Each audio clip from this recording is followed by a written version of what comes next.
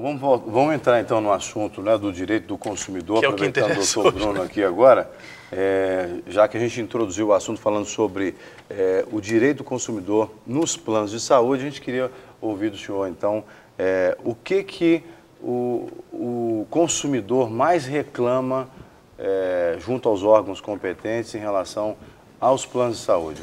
Quais são as reclamações mais frequentes para que a população de casa possa já estar atenta se ainda não passou por uma situação dessa? Desde o final dos anos 70, do século XX para cá, até por uma questão de movimento econômico nos países, tanto ricos quanto periféricos, você tem efetivamente um crescimento da seguridade privada, ou seja, você tem os planos de saúde privados aumentando sua capacidade de atendimento e de clientela. Você tem a previdência privada aumentando, nós já até comentamos aqui várias vezes sobre isso. Isso tudo não é à toa, isso faz parte de todo um movimento que começa no final dos anos 70 e vai se encaminhando até hoje. Por que eu estou tocando nesse assunto? Porque uma coisa era o atendimento de plano de saúde há mais ou menos 30 anos, 20 anos. Hoje, o plano de saúde ele tem um outro tipo de perfil, ou seja, ele aumentou muito o volume de clientes, mas ele não aumentou na mesma proporção a qualidade do serviço, o número de médicos e hospitais que atendem esses clientes. Então, qual é o maior problema? É exatamente a frustração no atendimento. Seja a demora, às vezes, num pronto atendimento de urgência e emergência, que infelizmente hoje, em alguns municípios, não vou generalizar em todos, mas em alguns se assemelham às filas do SUS tão criticadas, e a não realização de alguns procedimentos. Então, por exemplo, o médico vai e indica que seja colocado um catéter num paciente X, da marca Y. Ora, aí o plano de saúde se nega a colocar, falando que essa marca não é própria. Quer dizer, aí o consumidor ele fica no meio do caminho, né? Não cabe a ele saber qual que é a marca própria. Se o médico dele, da confiança dele, que é ligado ao plano de saúde, indicou a marca Y, né? Por que o plano de saúde está se negando a colocar e tem que ser a X? Então, o que eu entendo é o seguinte, essas negativas só trazem prejuízo para o consumidor. Eu já participei de alguns debates desse tema com operadoras de plano de saúde, e elas falam, mas tem uma suposta máfia que opera na venda de aparelhos e tal, os médicos. Tá, tudo bem, que tenha ou não tenha, mas esse é o problema do consumidor? O consumidor tem que deixar de ser atendido por conta disso? Então, a frustração no atendimento, seja o não atendimento em si ou a demora, é o que tem levado uma demanda muito violenta nos órgãos de defesa do consumidor e principalmente ao judiciário. Porque o que acontece? Jean, se alguém, tomara Deus que não, né, mas pode acontecer com qualquer um de nós, alguém da sua família, né, às vezes tem uma situação de urgência, emergência, uma operação cardíaca que tem que ser feita, o plano de saúde nega, não dá para você ir no órgão de defesa do consumidor, não dá para ir no PROCON, porque o PROCON vai abrir 10 dias de defesa, outra parte, a partir da notificação da outra parte. Então, nesse caso, a demanda vai direto para o judiciário, para se tentar uma liminar de urgência e emergência, se fazer o procedimento. Aliás, tem sido recorde de liminares nesse caso, né, doutor? É um recorde que tem aumentado drasticamente. Nos últimos 10 anos é um aumento de 600%, daí para cima. E são sempre favoráveis ao consumidor? Quase sempre. Quase sempre. O que também já entrou nessa zona de risco do plano de saúde, a famosa e maldita zona de risco, né? Porque o pessoal coloca a zona de risco, a gente vai negar, então a gente já tem essa zona de risco, que é o prejuízo calculado. Exato. E aí entra também alguns outros problemas, que o juiz ele tem essa dificuldade que é natural, que o juiz ele entende de direito e às vezes de outras coisas, mas ele tem que entender de direito. Então, chega um procedimento que o médico dá um laudo favorável ao consumidor que é urgente e emergente. Pode até não ser urgente e emergente, mas o juiz, entre colocar em risco a vida daquele consumidor ou dar razão ao plano de saúde, ele vai dar a liminar e depois se discute o mérito se paga ou não aquele procedimento. Só que aí, imagina o seguinte, o Maurício está num procedimento de urgência e emergência e ele está já sendo atendido. Tá? Aí a Luciana ela é a médica. O Jean ganha uma liminar para urgência e emergência. Aí imagina na cabeça da Luciana, qual que eu vou atender primeiro?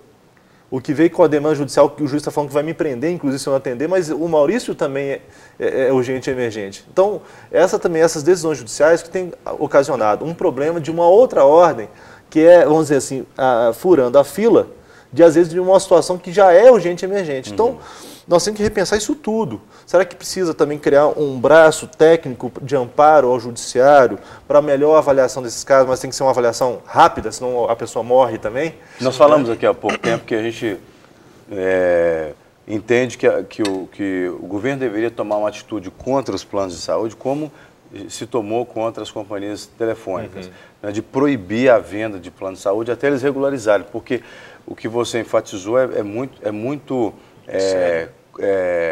corriqueiro na nossa vida, na vida de quem utiliza plano de saúde, né? O número de pessoas aumentou muito, a quantidade profissional ainda é a mesma, ou às vezes até diminui em algumas especialidades.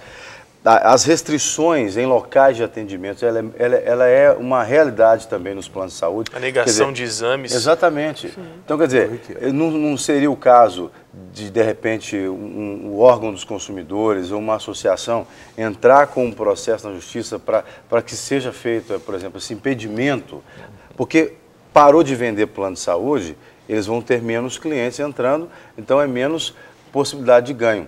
Então eles vão ter que se virar com o que já tem. Sim. Né? Nós tivemos, no final do ano passado, até algumas medidas duras da Agência Nacional de Saúde Suplementar, a ANS, que é responsável por esse setor. Ela realmente, alguns planos foram proibidos de serem comercializados. A gente já até chegou a noticiar isso aqui no programa. Então, assim, algumas medidas foram tomadas, estão sendo tomadas.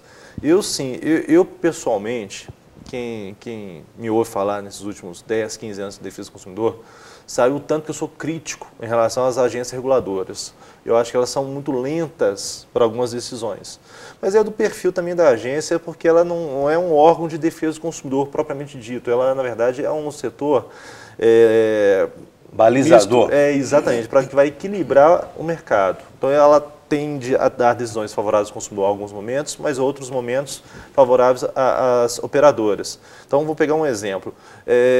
Um grande problema é exatamente o tempo para o agendamento com um médico. Então, você quer agendar com um pediatra, estou citando pediatra propositalmente, porque, como o Jean colocou, há algumas especialidades médicas que estão tendo crises, uma delas é a pediatria, são poucos pediatras hoje para a demanda que nós temos. Sim. Quem está em casa, que tem crianças, sabe... Porque é um negócio que não dá dinheiro, né? Sim. Quer dizer, teoricamente agora não vai para o dermatologista. Pois dermatologista. Aí, bomba. Deixa eu até segura o seu raciocínio, por favor, não perca ele. Tá. Só para você, aproveitou falando do pessoal de casa, você pode participar aqui com a gente, é um assunto muito relevante, inclusive você deve estar com muitas dúvidas aí, você pode ligar aqui para falar ao vivo e perguntar diretamente para o doutor. O telefone é 3253-3320 para falar ao vivo aqui. Você pode twittar para cá, tem bastante gente tweetando, por exemplo, a Paula Lana coloca: assistir coisa que nos edifica, amo acordar e ver de tudo um pouco todos os dias. O Edésio Alvarenga falando sobre o tema de política que nós estávamos comentando, é muito triste ver candidatos em guerra partidária ao invés de apresentarem projetos de melhoria para o país. O Fábio Gato falando também sobre a sinalização. Bom dia, eu já sofri no trânsito de BH, mas acontece em todas as capitais. Abraço. A Eunice coloca: amo esse programa, quando não posso parar para assistir, aumenta o volume da TV para ouvir de onde estiver. Deus abençoe. Quem mandou isso foi a Anice Paz. Então você pode participar e perguntar direto, por favor, doutor. Então eu estava colocando o seguinte: imagina você tentando marcar um dermatologista. Então, é claro que a relação médico-paciente ela é muito parecida, por exemplo, com um advogado e cliente, ou seja, é uma relação de confiança. Sim. Você não vai procurar um médico qualquer. Claro que às vezes a primeira consulta você não tem uma indicação pessoal, você vai para uma referência de local, por localização do consultório, algo desse tipo. Mas tudo bem, é uma relação de confiança. Aí, obviamente, você quer marcar com aquele médico ou com aquela médica. Só que, segundo a ANS, existe um prazo máximo por especialidade médica para o agendamento, mas esse prazo não se refere ao médico seu da confiança, mas os médicos credenciados pela operadora. Então, por exemplo, eu quero marcar com o Maurício, sim, mas ele não tem horário. Eu não posso reclamar porque ele não tem horário. Eu vou ter que ligar para a operadora, ela tem um prazo... Uma rede credenciada. Na rede credenciada, naquele prazo determinado pela ANS para fazer essa consolidação. Quer dizer, é uma forma de equilibrar. É até justo, ou não, né? Até justo eu acho que é por um lado. Sim. Né? Mas por outro lado também, o que a gente tem percebido, se eu ligar para o Maurício e falar assim: ô Maurício, me atende de forma particular, no mesmo dia ele atende. Doutor, isso então, aí isso aí que é o grave. Você tocou no ponto que eu ia te fazer a próxima pergunta, porque eu já passei por essa situação. estávamos num evento da igreja e um cantor amigo nosso passou mal e nós tivemos que ir para o hospital às pressas. E a gente tem convênio, nós estávamos em outra cidade, ele falou, meu convênio não atende nessa cidade, entre qualquer hospital, pelo amor de Deus, eu pago, eu estou com dinheiro aqui no bolso, eu pago. Aí eu falei, vamos embora então. Entramos no primeiro hospital. E quando nós chegamos numa fila, eu me senti muito mal, uma fila quilométrica, uma fila muito grande, um hospital particular, um hospital que atende também convênio, não atendia o SUS, né? E aí nós falamos assim, não é convênio, é particular. Quando nós falamos é particular, veio 3 médicos nos atender, nós fomos levados na frente de todo mundo lá para dentro do hospital, ele foi medicado, em cerca de 40 minutos nós já estávamos tratados fora do hospital, mas tivemos que pagar uma bagatela ali de uns R$1.000 pela consulta e pelos medicamentos. Ou seja, há essa diferença gritante no que é particular, no que é convênio e no que é público, né? Isso cai naquilo que a gente falou da questão da ética da profissão, Isso, porque o médico, e eu citei aqui pediatria não dá dinheiro como muitos estão querendo, porque aí o indivíduo, ele vai, por exemplo, mais pelo o dinheiro, né? Ele quer o dinheiro, ele quer ficar rico, e aí entra num outro problema, que para mim extrapola um pouco a ética também, que expõe o paciente a risco. Por quê? Porque esse cara ele vai ter que dar plantão em muitos hospitais, em várias clínicas, para conseguir ter o dinheiro que ele quer. E aí ele sai, por exemplo, de um plantão e vai fazer uma cirurgia num paciente. Na hora que termina o plantão dele de 7 às 7 da manhã, ele vai fazer uma cirurgia. Quer dizer, é ética, é imprudência, é ingerência. Tem que repensar isso aí seriamente. E os planos de saúde, eles têm esses profissionais também com eles, né? Tem. Eu estou sendo atendido, por exemplo, num plano de saúde por um profissional desse, né?